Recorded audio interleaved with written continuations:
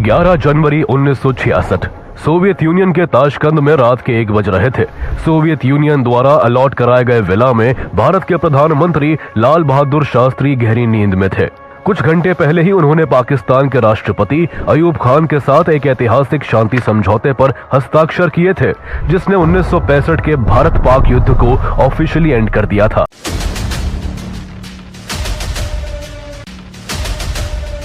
ये समझौता दोनों देशों के बीच शांति की उम्मीद था, लेकिन उसी रात ताशकंद की सर्द हवा में एक और बड़ी घटना होने वाली थी। उस रात कुछ ऐसा होने वाला था जो हमेशा के लिए भारत के राजनीतिक गलियारों और आम जनता के दिलों में टीस बनकर रह गया।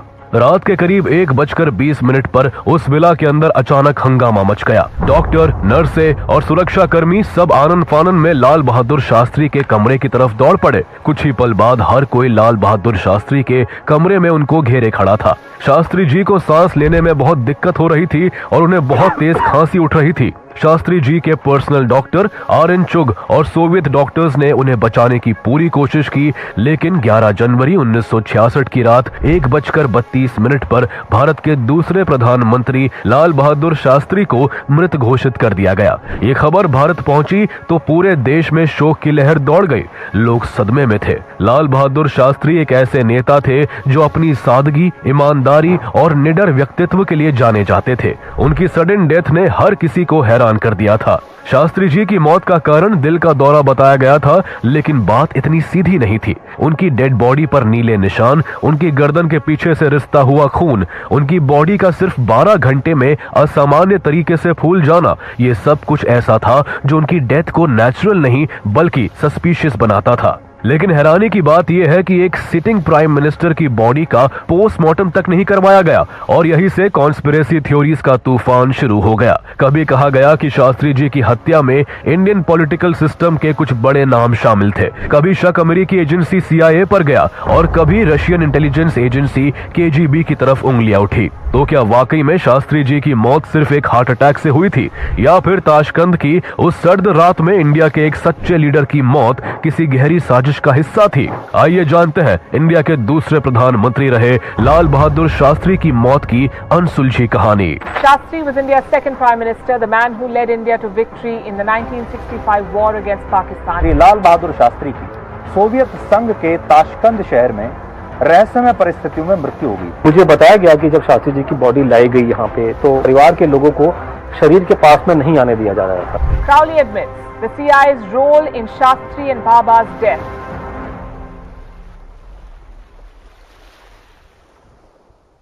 लाल बहादुर शास्त्री का जन्म 2 अक्टूबर 1904 को उत्तर प्रदेश के मुगल सराय में हुआ था। उनके पिता शारदा प्रसाद श्रीवास्तव एक स्कूल टीचर थे। जब शास्त्री जी केवल 1.5 साल के थे तभी उनके पिता की मौत हो गई। उनकी मां रामदुलारी देवी ने उन्हें बेहद गरीबी और संघर्ष में पाला। बचपन से ही उन्हें कई कठिनाइयों का सामना करना पड़ा। उन्हें अक्सर गंगा नदी पार करके तैरकर स्कूल जाना पड़ता था, क्योंकि उनके पास बोट में सवारी करने का किराया नहीं होता था। उनकी एजुकेशन में भी कई बाधाएं आई, लेकिन उन्होंने हार नहीं मानी। उन्होंने काशी विद्यापीठ से फिलॉसफी में ग्रेजुएशन की डिग्री प्राप्त की और उन्हें शास्त्री की उपाधि मिली, जो एक विद्वान को दी जाती है। यही से उनका नाम लाल बहादुर श्रीवास्तव से लाल बहादुर शास्त्री पड़ा। अंग्रेजी हुकूमत के खिलाफ उस समय देश भर में गांधीवादी आंदोलन अपने चरम पर था। गांधी जयंती के दिन जन्मे लाल बहादुर शास्त्री ने अपने जीवन में गांधीवादी मूल्यों को हमेशा अपनाया। वो गांधी जी के नॉन कोऑपरेशन मूवमेंट से इंस्पायर्ड होकर स्वतंत्रता संग्राम में कूद पड़े।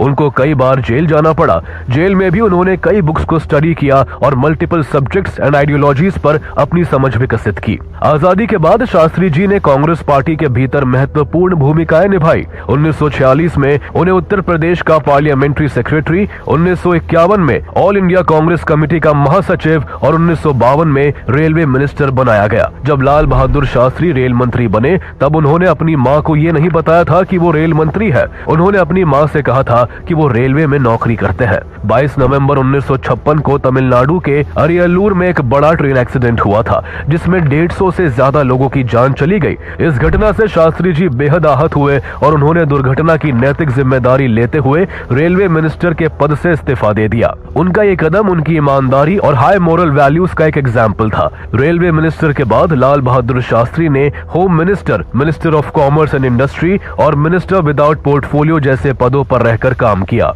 देश अभी अपनी समस्याओं से लड़ना सीख ही रहा था कि तभी 27 मई 1964 को देश के पहले प्रधानमंत्री जवाहरलाल नेहरू का निधन हो गया। उनकी मृत्यु के बाद भारत की राजनीति में एक बड़ा पॉलिटिकल वैक्यूम क्रिएट हो गया। ऐसे में लाल बहादुर शास्त्री की सादगी, ईमानदारी और सबको साथ लेकर चलने की उनकी क्षमता को देखते हुए उन्हें भारत का अगला प्रधानमंत्री चुना गया। ये एक ऐसा समय था जब भारत कई आंतरिक और बाहरी चुनौतियों का सामना कर रहा था। पाकिस्तान कश्मीर पर दांत गड़ाए बैठा था। पहले से गरीबी की मार झेल रहे देश में फूड क्राइसिस एक बड़ी समस्या थी और भारत गेहूं के लिए भी अमेरिका पर निर्भर था। वहीं चीन के साथ 1962 के युद्ध का दर्द अभी भी ताजा था, जिसमें भारत को अपमानजनक हार मिली थी और देश का मनोबल गिरा हुआ था। इस बीच देश के मनोबल को ऊंचा करने के लिए लाल बहादुर शास्त्री ने जय जवान जय किसान का एक ऐतिहासिक नारा दिया, जिसने भारत के सैनिकों और किसानों दोनों को सम्मान और प्रेरणा दी। शास्त्री जी भले ही छोटे कद के थे, लेकिन उनके फैसले बहुत बड़े और साहसिक होते थे। उन्होंने फूड प्रोडक्शन बढ़ाने के लिए ग्रीन रेवोल्यूशन की नींव रखी, दूध की प्रोडक्शन और सप्लाई को बढ़ाने के लिए व्हाइट रेवोल्यूशन को प्रमोट किया और डॉक्टर होमी जहांगीर भाभा के जरिए भारत को न्यूक्लियर पावर बनाने की मुहिम चालू की। वो हर हाल में भारत को एक आत्मनिर्भर देश बनाना चाहते थे, ताकि भारत को मदद के लिए किसी बाहरी देश की ओर न देखना पड़े। लाल बहादुर शास्त्री को प्रधानमंत्री बने करीब 14 महीने ही हुए थे कि तभी उनके सामने एक और बड़ी चुनौती आ गई। पाकिस्तान ने अगस्त 1965 में कश्मीर को हड़पने की एक और नाकाम कोशिश करते हुए एक और युद्ध को न्योता दे दिया। 1947-48 के युद्ध में भारत से मुंह की खा चुके पाकिस्तान की अक्ल अब भी ठिकाने नहीं आई थी। 1962 के भारत चीन युद्ध के बाद पाकिस्तान को लग रहा था कि भारतीय सेना कमजोर हो गई है और वो बड़े पैमाने पर सैन्य कार्रवाई का जवाब नहीं दे पाएगी। उस दौरान पाकिस्तान को अमेरिका से भर भर कर एडवांस वेपन्स, टैंक्स और फाइटर जेट्स मिल रहे थे, जिससे पाकिस्तान और भी ज्यादा हवा में था। इसलिए पाकिस्तान ने भारत की जमीन पर कब्जा करने के इरादे से अगस्त 1965 में ऑपरेशन जिब्राल्टर शुरू किया, जिसके तहत जम्मू कश्मीर में छोटी छोटी टुकड़ियों में घुसपैठिए भेजे जाने थे, जिन्हें पाकिस्तानी सेना ने जिब्राल्टर फोर्स नाम दिया। लगभग 40,000 मुजाहिदीन और रेगुलर फोर्स के हजारों सैनिकों को लाइन ऑफ कंट्रोल के पार जम्मू कश्मीर में घुसपैठ करवाई गई। ये पाकिस्तान की एक सीक्रेट प्लानिंग थी, जिसमें कश्मीर की मुस्लिम कम्युनिटी में विद्रोह भड़काकर उन्हें भारत सरकार के खिलाफ करने और फिर हमला करने की तैयारी थी। लेकिन पाकिस्तान का यह प्लान तब चौपट हो गया जब कश्मीर के लोगों ने पाकिस्तानी घुसपैठियों को समर्थन देने से इनकार कर दिया। पाकिस्तान के राष्ट्रपति अयूब खान लाल बहादुर शास्त्री को एक कमजोर नेता समझते थे। उन्हें लगता था कि 5 फीट 2 इंच के छोटे कद का आदमी पाकिस्तान के हमले का भला क्या ही मुकाबला करेगा। लेकिन यही सोच अयूब खान की सबसे बड़ी भूल साबित हुई। लाल बहादुर शास्त्री के नेतृत्व में भारतीय सेना ने वो काम किया जो उससे पहले कभी नहीं हुआ था। शास्त्री जी ने सेना को खुली छूट देते हुए कहा कि अगर वो हमारे देश में घुस रहे हैं तो तुम भी उनके देश में घुस जाओ।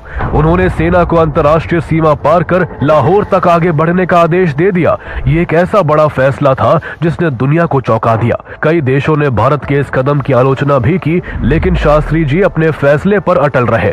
उन्होंने साफ कर दिया था कि अगर पाकिस्तान अपनी सीमाओं का सम्मान नहीं करेगा तो भारत अपनी सोवर्निटी और सिक्योरिटी के लिए किसी भी हद तक जाएगा। वो पहले ही देश को संबोधित करते हुए कह चुके थे कि अगर तलवार की नोक पर या एटम बॉम्ब के डर से कोई हमारे देश को डराना चाहे, दबाना चाहे, तो ये देश दबने वाला नहीं है। तलवार की नोक पर या एटम बॉम्ब के डर से कोई हमारे देश को झुकाना चाहे, ये देश हमारा दबने वाला नहीं।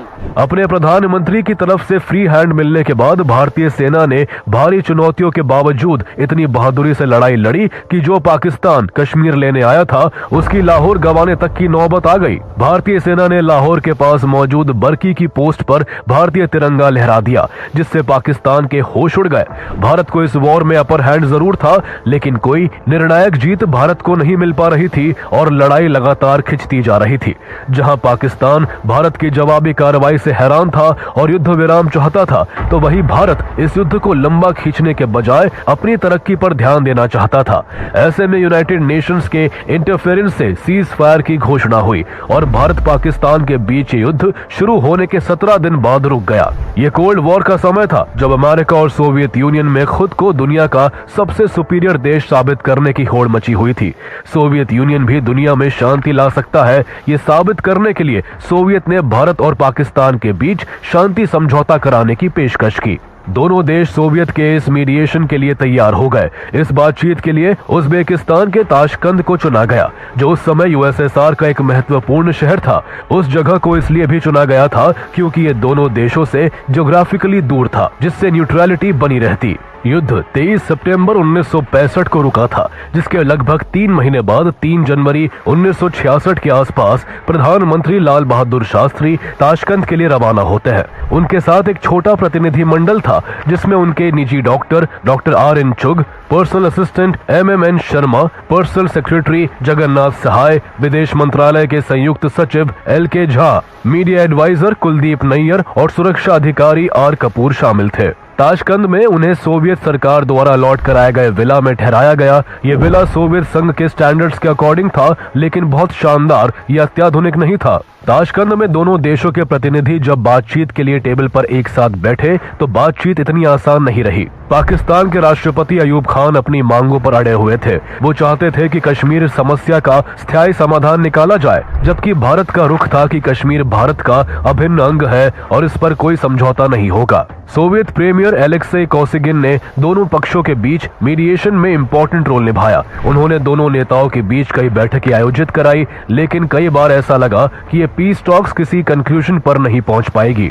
शास्त्री जी भारत के हितों पर कोई समझौता करने को तैयार नहीं थे। दोनों ही देशों को किसी निष्कर्ष पर पहुंचने में पूरा 1 हफ्ता लग गया और आखिरकार 10 जनवरी 1966 को ताशकंद समझौते पर हस्ताक्षर किए गए। इस समझौते में तय हुआ कि दोनों देश 1965 के युद्ध से पहले की स्थिति पर लौट जाएंगे और सभी कब्जे वाले क्षेत्रों को खाली कर देंगे। इस तरह इस समझौते के तहत भारत ने 1965 की जंग में जो हाजी पीर पास जैसा स्ट्रेटेजिक रीजन जीता था, वो भी पाकिस्तान को वापस करना पड़ा। ताशकंद समझौते में यह भी तय हुआ कि दोनों देश एक दूसरे के इंटरनल मैटर्स में इंटरफेयर नहीं करेंगे और फ्रेंडली रिलेशंस बनाए रखेंगे। अग्रीमेंट पूरा होने की खुशी में उसी दिन शाम को एक पार्टी रखी गई, जहां सोवियत प्रीमियर एलेक्सी कोसिगिन ने शास्त्री जी का गर्मजोशी से स्वागत किया। हर कोई एक दूसरे को इस समझौते के लिए बधाई दे रहा था। करीब 1.5 घंटे तक रिसेप्शन में पाकिस्तानी और सोवियत डेलीगेशंस के साथ समय बिताने के बाद शास्त्री जी वहां से निकलकर रात करीब 10:15 पर विला में वापस आ गए। लाल बहादुर शास्त्री को अपनी टीम के साथ अगली सुबह अफगानिस्तान के काबुल के लिए रवाना होना था, इसलिए वो टाइम से सोना चाहते थे। सोने से पहले कुछ देर उन्होंने अपने डेलीगेशन के मेंबर्स से बातचीत की। उन्होंने कहा कि अगर अयूब खान जैसा लीडर पाकिस्तान में रहा तो भारत और पाकिस्तान के बीच रिश्तों में नया चैप्टर शुरू हो सकता है। इसके बाद शास्त्री जी ने अपने स्टाफ मेंबर रामनाथ से कुछ हल्का फुल्का खाना लाने को कहा। जब से शास्त्री जी ताशकंद आए थे, उनके लिए खाना रशियन शेफ्स और एक इंडियन कुक जान मोहम्मद बनाता था। जान मोहम्मद मॉस्को में भारत के एम्बेसडर TN कॉल का पर्सनल कुक था। जान मोहम्मद ने रामनाथ को आलू पालक की सब्जी और हल्की सी करी शास्त्री जी के लिए बना कर दी। जब शास्त्री जी खाना खा रहे थे, तभी प्राइवेट सेक्रेटरी जगन्नाथ सहाय को दिल्ली से उनके सहयोगी वेंकट रमन का फोन आया। उन्होंने बताया कि ताशकंद समझौते को लेकर भारत में जनरली रिएक्शन ठीक है, लेकिन अटल बिहारी वाजपेयी और सुरेंद्र नाथ द्विवेदी जैसे विपक्ष के लीडर्स इससे संतुष्ट नहीं है। शास्त्री जी ने इसे सीरियस नहीं लिया,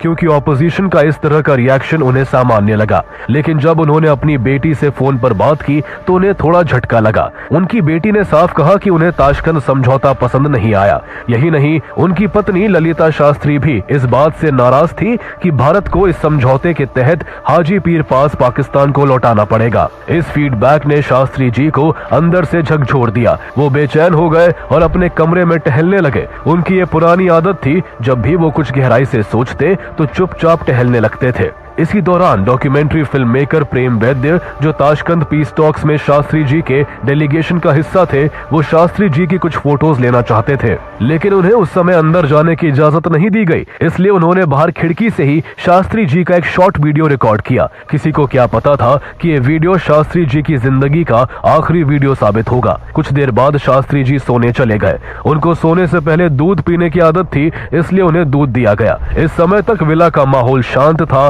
और और सब लोग समझौते की खुशी मना रहे थे। सोवियत सुरक्षा कर्मी विला के बाहर और भीतर तैनात थे। रात 1 बजे के बाद शास्त्री जी को खांसी उठी और वो बेड से उठ गए। घबराहट के बीच ही वो किसी तरह उठकर उस कमरे तक पहुंचे जहां उनके सहयोगी ठहरे थे। उस समय कमरे में मौजूद प्राइवेट सेक्रेटरी JN सहाय और उनके स्टाफ मेंबर रामनाथ अगले दिन काबुल रवाना होने के लिए पैकिंग कर रहे थे। तभी उन्होंने रात 1:20 पर अपने दरवाजे पर शास्त्री जी को देखा, जो बेहद परेशान दिख रहे थे और अपने सीने को थामे हुए थे। शास्त्री जी के मुंह से डॉक्टर शब्द निकला और तुरंत वो मुड़कर जाने लगे। JN सहाय और रामनाथ दोनों ये देखकर घबरा गए और वो तुरंत उन्हें उनके कमरे में वापस ले आए। शास्त्री जी को जब दोबारा बेड पर लेटाया गया तो उन्हें जोर जोर से खांसी उठने लगी और सांस लेने में भी तकलीफ होने लगी। वो उठकर बेड पर बैठ गए और अपना सीना जोर से थामे हुए कुछ बुदबुदाने लगे और फिर बेड पर लेट गए। खबर मिलते ही रात करीब 1:25 पर डॉक्टर RN चुग भी वहां पहुंचे, लेकिन तब तक शास्त्री जी की हालत पहले से भी काफी बिगड़ चुकी थी और उन्हें सांस लेने में बेहद तकलीफ हो रही थी। डॉक्टर चुग ने शास्त्री जी को इंट्रामस्कुलर इंजेक्शन भी दिया, लेकिन इसका कोई असर नहीं हुआ। इसके ठीक 3 से 4 मिनट के भीतर शास्त्री जी बेहोश हो गए। एक आखिरी कोशिश करते हुए डॉक्टर चुग ने शास्त्री जी को CPR भी दिया, लेकिन सारी कोशिशें बेकार साबित हुई। डॉक्टर चुग की आंखें आंसुओं से भरी हुई थी। उन्होंने बेहोश लेटे हुए शास्त्री जी से रोते हुए कहा, बाबूजी, आपने मुझे समय नहीं दिया। शास्त्री जी का कमरा जो थोड़ी देर पहले बिल्कुल खाली था, वो अब सोवियत डॉक्टरों, भारतीय अधिकारियों और सुरक्षा कर्मियों से भर चुका था। हर किसी के चेहरे पर एक अजीब सी शिकन नजर आ रही थी। सोवियत प्रीमियर एलेक्सी कोसिगिन को भी तुरंत सूचित किया गया और वो भी कुछ ही मिनटों में विला पहुंचे। उस समय तक शास्त्री जी की सांसें तेज हो चुकी थी और उनका शरीर कांपने लगा था। उनकी आंखें भी स्थिर होने लगी थी और उनके चेहरे पर दर्द साफ झलक रहा था। डॉक्टर्स ने उन्हें बचाने की पूरी कोशिश की, लेकिन रात 1:32 पर शास्त्री जी ने अपनी अंतिम सांस ली। शास्त्री जी की मौत की खबर तुरंत दिल्ली पहुंचाई गई। ये खबर कुछ ही घंटों में पूरे देश में आग की तरह फैल गई और पूरे देश में मातम छा गया। ऑफिशियल तौर पर शास्त्री जी की मौत का कारण दिल का दौरा बताया गया, क्योंकि पिछले कुछ सालों में उन्हें पहले भी 2 बार दिल का दौरा पड़ चुका था। इस वजह से ताशकंद में मौजूद भारतीय अफसरों को यह कारण सामान्य लगा।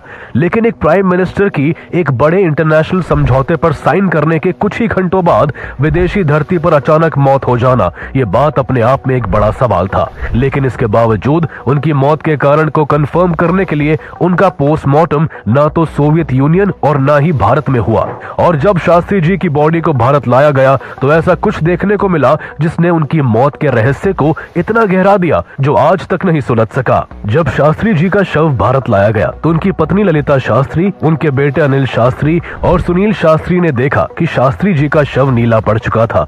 उनकी बॉडी इतनी फूल गई थी कि जब हिंदू रीति रिवाज के अनुसार उनके शव को नहलाया जा रहा था तो उनकी बनियान को काटना पड़ा था। जब लाल बहादुर शास्त्री की ताशकंद में डेथ हुई थी, उस समय वहां का तापमान 0 से 1 डिग्री सेल्सियस था, यानी मौसम बेहद ठंडा था। इसके बाद बॉडी को इम्बाम भी किया गया था, यानी स्पेशल फ्लूइड्स डालकर बॉडी को खराब होने से रोका गया था। इसके बावजूद महज 12 घंटे के अंदर दिल्ली पहुंचने पर बॉडी का रंग बदल जाना और बॉडी का फूलना, ये सब कुछ बिल्कुल भी नॉर्मल नहीं था। इतना ही नहीं, शास्त्री जी के पेट पर और गर्दन के पीछे कट के निशान भी थे।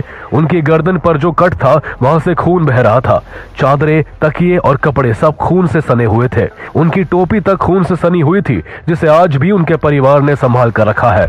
ऐसे में ये सवाल उठता है कि आखिर किस हार्ट अटैक में बॉडी नीली पड़ती है और किस हार्ट अटैक में शरीर पर कट्स आते हैं। जब उनकी पत्नी ललिता शास्त्री ने इन बातों पर सवाल उठाए तो वहां मौजूद किसी व्यक्ति ने तेजी से शास्त्री जी के शव पर चंदन पोत दिया ताकि बॉडी पर आया नीलापन छिपाया जा सके। बाद में उनकी पत्नी ने सार्वजनिक रूप से कहा भी कि उन्हें शक है कि उनके पति को जहर दिया गया था।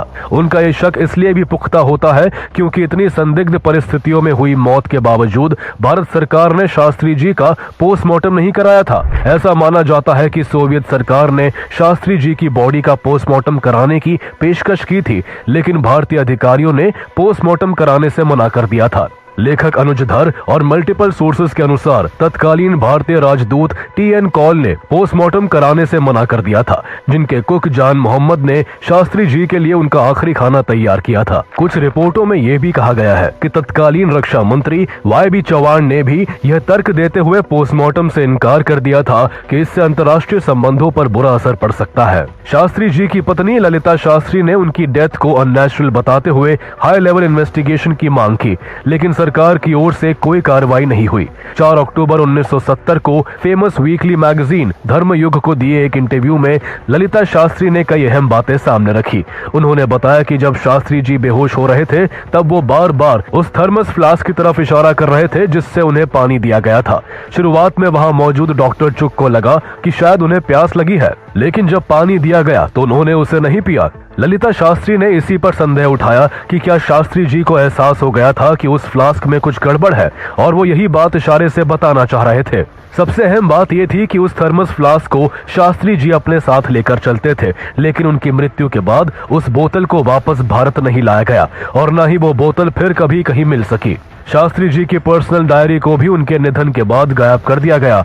इसके अलावा एक और बात ने शक को और गहरा दिया। शुरुआत में शास्त्री जी को एक होटल में ठहराया जाना था और सभी तैयारियां वहीं की गई थी, लेकिन अचानक आखिरी वक्त पर उनके स्टे को वहां से बदलकर 250 गज दूर एक विला में शिफ्ट कर दिया गया। आज तक ये स्पष्ट नहीं हो पाया कि ऐसा क्यों किया गया। इन तमाम अनसुलझे सवालों और पोस्टमार्टम न कराने की वजह से ये शक गहरा होता चला गया कि क्या भारत के दूसरे प्रधानमंत्री लाल बहादुर शास्त्री की हत्या की गई थी। इसके बाद कई थ्योरीज सामने आई जिन्होंने इस मामले को एक जटिल और रहस्यमयी पहेली बना दिया। इनमें से कई कॉन्स्पिरेसी थ्योरीज में दावा किया गया कि शास्त्री जी को जहर दिया गया था, जिससे उनके शरीर पर नीले निशान पड़ गए। इस थ्योरी को उनके परिवार के बयानों से बल मिला। इसके बाद शक की सुई सबसे पहले अमेरिका की इंटेलिजेंस एजेंसी CIA की ओर घूमी। उस समय भारत एक इम्पोर्टेंट जियोपॉलिटिकल मोड़ पर था। कोल्ड वॉर के दौरान अमेरिका नहीं चाहता था कि भारत सोवियत संघ के करीब जाए, खास तौर पर जब भारत अपने न्यूक्लियर प्रोग्राम की ओर तेजी से बढ़ रहा था। इससे जुड़ा एक बड़ा दावा CIA के पूर्व अधिकारी रॉबर्ट क्राउली के हवाले से आया, जिसे पत्रकार ग्रेगरी डगलस की बुक में कोट किया गया है। इन दावों के अनुसार CIA ने भारत के परमाणु कार्यक्रम को रोकने के लिए डॉक्टर होमी जहांगीर भाभा और लाल बहादुर शास्त्री दोनों की हत्या की साजिश रची थी। शास्त्री जी की मौत के ठीक 2 हफ्ते बाद 24 जनवरी 1966 को होमी जहांगीर भाभा की भी एक प्लेन क्रैश में मौत हो गई थी। ये दोनों मामले लगभग एक ही महीने के भीतर होना कोई कोइंसिडेंस नहीं, बल्कि एक सोची समझी साजिश जैसा प्रतीत होता है। इसके बाद एक थ्योरी सोवियत खुफिया एजेंसी KGB की भूमिका पर भी सवाल खड़े करती है। उस दौर में KGB को दुनिया की सबसे खतरनाक स्पाई एजेंसी माना जाता था। कहा जाता है कि KGB इतनी ताकतवर थी कि कभी कभी सोवियत राष्ट्रपति भी उसके ऑपरेशन से अनजान रहते थे। कई इंटरनेशनल नेताओं की असैसिनेशन KGB के लिए आम बात थी। कुछ रिपोर्ट्स में दावा किया गया कि सोवियत संघ भारत को कमजोर करना चाहता था या भारत में किसी ऐसे नेता को स्थापित करना चाहता था जो उनके लिए ज्यादा फेवरेबल हो। शास्त्री जी अपनी स्पष्ट सोच और मजबूती के लिए जाने जाते थे। उन्होंने वियतनाम युद्ध के दौरान अमेरिका की निंदा की थी, ये जानते हुए भी कि इससे भारत को मिलने वाली फूड ग्रेन सप्लाई रुक सकती है, यानी वो किसी के दबाव में आने वालों में से नहीं थे। कहा जाता है कि सोवियत को डर था कि कहीं शास्त्री जी वापस भारत लौटकर इस समझौते से अपना रुख न बदल ले। ऐसा होने पर सोवियत, जो खुद को अमेरिका से सुपीरियर साबित करने में लगा था, उसकी छवि पर बुरा असर पड़ता और इसी वजह से शायद शास्त्री जी को रास्ते से हटा दिया गया। हालांकि इन दावों की पुष्टि करने वाला कोई स्ट्रॉन्ग एविडेंस नहीं मिलता। इसके उलट एक मत ये भी है कि अगर सोवियत को शास्त्री जी को मारना ही होता तो वो इसके लिए अपनी जमीन को नहीं चुनता और न ही भारत सरकार से पोस्टमार्टम करने की इच्छा जताता। कुछ थ्योरीज में यह भी दावा किया गया कि भारत के कुछ शक्तिशाली लोग जो शास्त्री जी की लीडरशिप के अगेंस्ट थे या खुद पावर कंट्रोल करना चाहते थे, वो भी शास्त्री जी की हत्या की इस साजिश में शामिल थे। ये सबसे संवेदनशील आरोप है, लेकिन भारत सरकार की लाल बहादुर शास्त्री की डेथ को लेकर दिखाई गई नॉन सीरियसनेस से इन आरोपों को बहुत बल मिलता है। शास्त्री जी की मृत्यु के बाद भारत सरकार ने हमेशा यही कहा कि यह एक नेचुरल डेथ थी, लेकिन अटल बिहारी वाजपेयी और डॉक्टर राम मनोहर लोहिया जैसे विपक्ष के कई नेताओं ने इस मौत पर कई सवाल उठाए। राम मनोहर लोहिया ने तो यहाँ तक कहा था कि शास्त्री मरे नहीं, मारे गए थे। उन्होंने भारत सरकार से इन्वेस्टिगेशन की भी मांग की, लेकिन सरकार ने न तो जांच की और न ही सवालों के जवाब दिए। शास्त्री जी का परिवार लगातार जांच की मांग करता रहा, लेकिन हर बार ये मांगे ठुकरा दी गई। लेकिन साल 1977 में जब भारतीय राजनीति में एक बड़ा बदलाव हुआ और चुनाव में कांग्रेस को पछाड़कर जनता पार्टी सरकार में आई, तो ललिता शास्त्री की मांग पर 1977 में समाजवादी नेता राजनारायण के नेतृत्व में शास्त्री जी की मृत्यु की जांच के लिए एक कमेटी का गठन किया गया, जिसे राजनारायण कमेटी के नाम से जाना जाता है। इस कमेटी ने कुछ रिपोर्टें और दस्तावेज इकट्ठा किए और कुछ गवाहों से भी बात की, लेकिन इसे कभी भी आधिकारिक शक्तियां नहीं दी गई और इसकी रिपोर्ट कभी सार्वजनिक नहीं हुई। शास्त्री जी के पर्सनल डॉक्टर RN चुग, जो ताशकंद में उस रात शास्त्री जी के साथ थे, उन्हें भी इस मामले में राजनारायण कमेटी ने पूछताछ के लिए बुलाया था। लेकिन इससे पहले कि वो अपना बयान दर्ज करवाते, उससे पहले ही एक सड़क हादसे में उनकी और उनके परिवार की मौत हो गई। उनकी कार को एक तेज रफ्तार ट्रक ने कुचल दिया था। शास्त्री जी के पर्सनल असिस्टेंट रामनाथ, जो इस केस के एक और अहम गवाह थे, उनके साथ भी एक सड़क हादसा हुआ जिसमें उनकी याददाश्त चली गई। दुर्घटना में उनका एक पैर भी टूट गया और वो विकलांग हो गए। इस केस के सबसे महत्वपूर्ण दोनों गवाहों के साथ हुई ये घटनाएं कई गंभीर सवाल खड़े करती है। इसके अलावा सोवियत यूनियन में भारत के एम्बेसडर रहे TN कॉल के पर्सनल शेफ जान मोहम्मद, जिसने शास्त्री जी के लिए आखिरी खाना तैयार किया था, उससे भारत में कभी कोई जांच नहीं की गई। रिपोर्ट्स के मुताबिक जान मोहम्मद के साथ साथ अहमद सत्तारोव, जो उस रात शास्त्री जी का खाना तैयार करने में उनकी मदद कर रहा था, दोनों पर सोवियत एजेंसियों को शक हुआ था। इसलिए शास्त्री जी की मौत के कुछ घंटे बाद ही दोनों को कस्टडी में लेकर पूछताछ की गई थी। लेकिन भारत सरकार ने कभी इस बात की जानकारी सार्वजनिक नहीं होने दी कि उनसे क्या पूछताछ हुई और क्या जवाब मिले।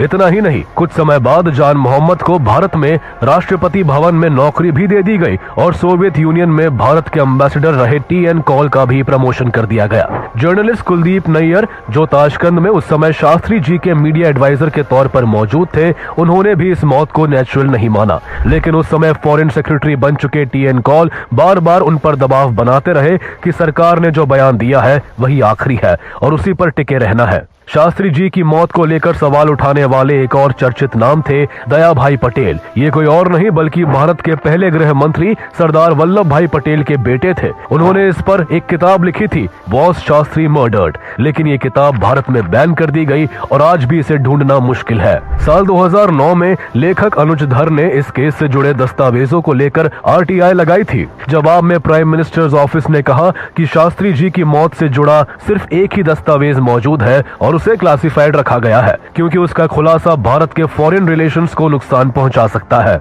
साल 2018 में एक बार फिर ये मुद्दा तब उठा जब सेंट्रल इंफॉर्मेशन कमीशन ने मांग की कि शास्त्री जी की मौत से जुड़े दस्तावेजों को पब्लिक किया जाए। उन्होंने राजनारायण कमेटी की रिपोर्ट को भी पब्लिश करने की सिफारिश की, लेकिन सरकार ने जवाब दिया कि ये सारे दस्तावेज क्लासिफाइड है और इन्हें सार्वजनिक नहीं किया जा सकता। इस तरह सरकार का रवैया ही जनता के बीच शक को और गहरा करता गया। ऐसे में सबसे बड़ा सवाल यही है कि अगर सरकार के पास छिपाने जैसा कुछ नहीं है, तो इतने दशकों से अभी तक इस मामले में ट्रांसपेरेंसी क्यों नहीं रखी गई? लाल बहादुर शास्त्री की डेथ आज भी एक अनसुलझा राज है। उनकी मौत एक ऐसी घटना है जो इतिहास में दर्ज तो हो गई, लेकिन उसके पन्ने आज भी अधूरे हैं। उनकी मृत्यु को लगभग 59 साल बीत चुके हैं, लेकिन आज भी वो सवाल जिंदा है कि आखिर देश के दूसरे प्रधानमंत्री लाल बहादुर शास्त्री की मौत कैसे हुई। ताशकंद में उस रात जब लाल बहादुर शास्त्री ने अंतिम सांस ली, तो उन्होंने सिर्फ अपना शरीर नहीं छोड़ा, बल्कि वो पीछे एक ऐसा रहस्य भी छोड़ गए जो भारत के इतिहास में एक अनसुलझी पहेली बनकर रह गया है।